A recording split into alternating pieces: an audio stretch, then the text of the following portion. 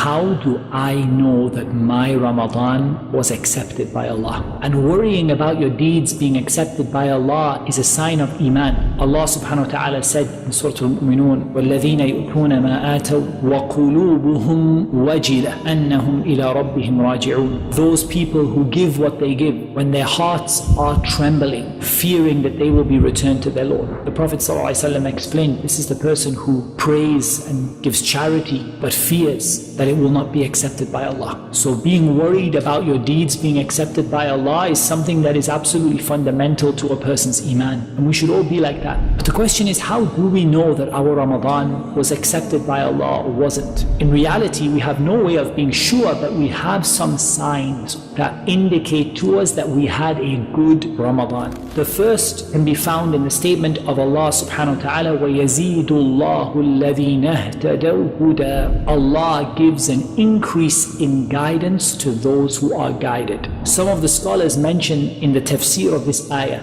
that this contains the secret as to whether your deeds have been accepted or not. If you conclude your deeds and then you are given an ability to continue and do another good deed after that, that is a sign that your deeds have been accepted. So let's take, for example, Ramadan and Eid. If the day of Eid is a day of obedience, a day where you still pray your Qiyamul Layl, a day where you still pray in the masjid 5 times a day, a day where you still read the Qur'an, then this is a huge sign that Allah Azza wa Jal has accepted your Qiyam and your reading of the Qur'an and your prayers in Ramadan. If, however, the day of Eid is a day of disobedience to Allah Azza wa Jal, a day where you stop praying after you prayed 5 times a day, a day where you disobey Allah and you turn away from the Qur'an, then this is a sign that perhaps there was something flawed in the way that you performed those deeds in Ramadan. So ultimately, it's all about preparing for what is going to come. Ramadan was a training program. So look at the day of Eid. If on the day of Eid you become more obedient to Allah and less disobedient to Allah, then you got something out of this training program. And if on the day of Eid you become more disobedient to Allah and less obedient to Allah, this is a sign that the training didn't quite have the desired effect. And we need to turn to Allah in repentance so that Allah can replace those bad deeds with good. And Allah Azza wa Jal can take us away from that situation that we might have put ourselves into. So really now towards the end of Ramadan, get your eyes firmly fixed on the day of Eid. Plan that day to be a day of obedience and nearness to Allah Azza wa Jal, a day of happiness. We ask Allah Azza wa Jal to accept our siyam and our qiyam, to accept our fasting and our standing in prayer, and to accept all of the other deeds that we have done in Ramadan. We ask Allah subhanahu wa ta'ala to forgive us for the deficiencies that we have had in this month, to overlook them and